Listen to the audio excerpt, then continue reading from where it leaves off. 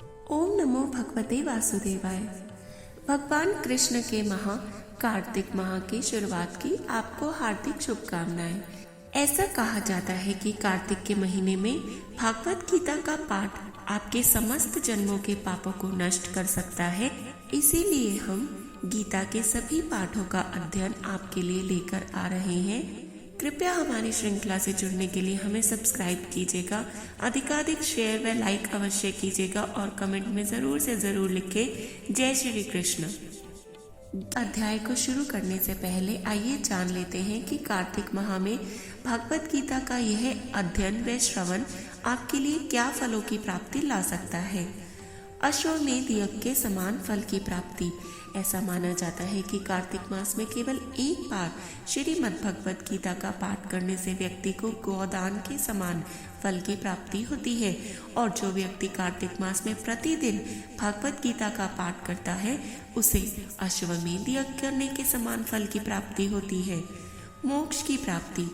धार्मिक दस्तावेजों के अनुसार जो व्यक्ति पवित्र कार्तिक मास के दौरान प्रतिदिन श्रीमद् भगवत गीता का पाठ करता है वह जन्म और मृत्यु के चक्र से मुक्त हो जाता है और निश्चित रूप से उसकी आत्मा को वैकुंठ में स्थान मिलता है, जो स्वयं भगवान विष्णु का ही निवास स्थान है। जीवन में संतुलन की स्थापना। जिस तरह अत्यधिक गतिविधियां हमें थका देती हैं, उसी तरह आलस्य हमें आलसी बनने के लिए मजबूर करता है। जीवन में सक्रियता और आलस्य के बीच स्वस्थ संतुलन बनाए रखना आवश्यक है। भगवत गीता हमें भोजन, व्यायाम और विश्राम को संतुलित करने की और रखने की सलाह देती है। यह अज्ञानता का नाश करता है। हम जीवन में विभिन्न परिस्थितियों से डरते हैं क्योंकि हम नहीं जानते कि क्या स्थायी है और क्या क्षणिक है। भगवत गीता हमें अज्ञानता पर नियंत्रण रखने के लिए ज्ञान प्रदान करती है। यह हमारा मार्गदर्शन करती है और हमारी लगातार बदलती दुनिया में सच्ची खुशी केवल आत्म जागरूकता के माध्यम से प्राप्त की जा सकती है, जो केवल भगवत गीता पढ़ने से ही आती है। तो आइए इतने सब फलों की प्राप्ति देने वाले इस पाठ का अध्ययन शुरू करते हैं। शुरू करने से पहले एक बार भगवान कृष्ण का स्मरण कर लेते हैं। ओम नमो भगवते वासुदेवाय। श्रीमद् भगवत गीता अध्याय 7।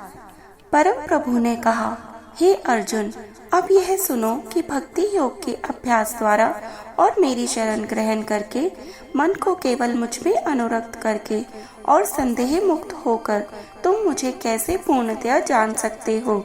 अब मैं तुम्हारे समक्ष इस ज्ञान और विज्ञान को पूर्णतः प्रकट करूंगा, जिसको जान लेने पर इस संसार में तुम्हारे जानने के लिए और कुछ भी शेष नहीं रहेगा।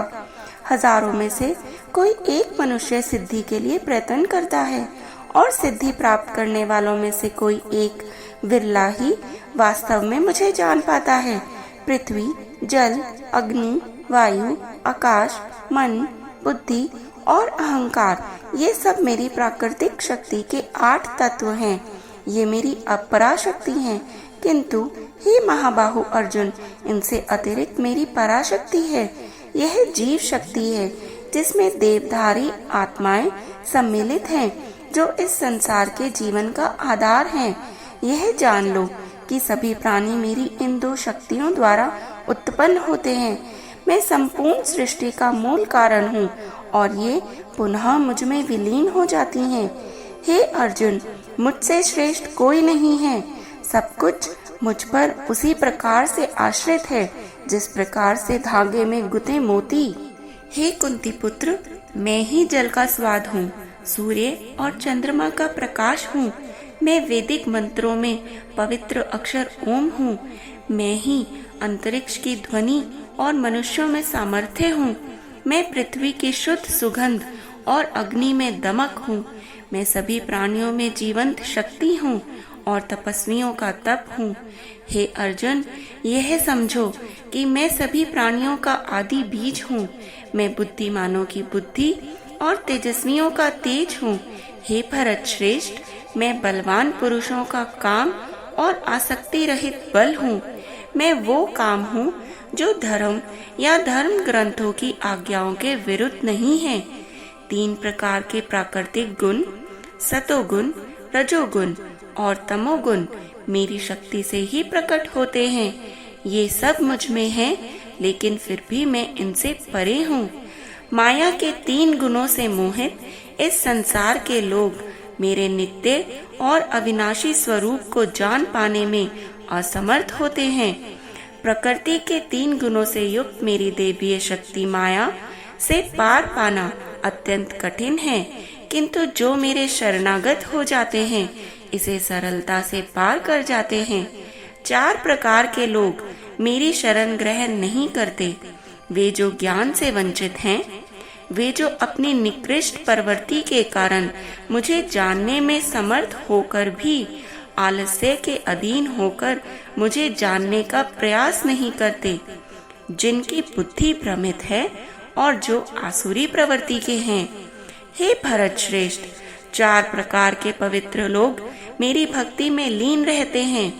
आर्त अर्थात पीड़ित, ज्ञान की जिज्ञासा रखने वाले जिज्ञासु, संसार के स्वामित्व की अभिलाषा रखने वाले अर्थार्थी और परम ज्ञान में स्थित ज्ञानी हैं।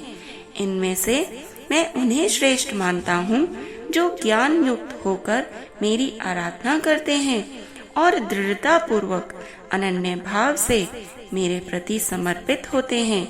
मैं उन्हें अति प्रिय हूँ और वे मुझे अत्यंत प्रिय हैं। वास्तव में वे सब जो मुझ पर समर्पित हैं निसंदेह महान हैं, लेकिन जो ज्ञानी हैं और स्थिर मन वाले हैं और जिन्होंने अपनी बुद्धि मुझ में विलय कर दी है और जो केवल मुझे ही परम लक्ष्य के रूप में देखते हैं, उन्हें मैं अपने समान ही मानता हूँ। अनेक जन्मों की आध्यात्मिक साधना के पश्चात जिसे ज्ञान प्राप्त हो जाता है, वह मुझे सबका उद्गम जानकर मेरी शरण ग्रहण करता है। ऐसी महान आत्मा वास्तव में अत्यंत दुर्लभ होती है। वे मनुष्य जिनकी बुद्धि भौतिक कामनाओं द्वारा भ्रमित हो गई है, वे देवताओं की शरण में जाते हैं।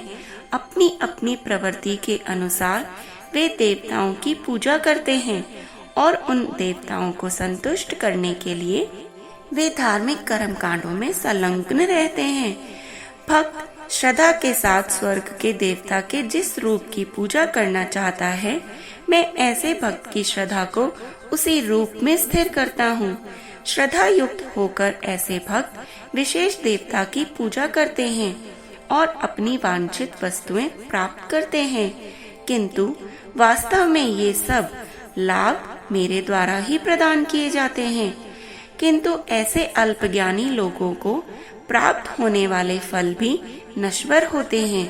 जो लोग देवताओं की पूजा करते हैं वे देवलोकों को जाते हैं, जबकि मेरे भक्त मेरे लोक को प्राप्त करते हैं। बुद्धिहीन मनुष्य सोचते हैं कि मैं परमेश्वर पहले निराकार था और अब मैंने यह साकार व्यक्तित्व धारण किया है। वे मेरे इस अविनाशी और सर्वोत्तम दिव्य स्वरूप की प्रकृति को भी नहीं जान पाते। मैं सभी के लिए प्रकट नहीं हूँ, क्योंकि सभी मेरी अंतरंग शक्ति योग माया द्वारा आच्छादित रहते हैं।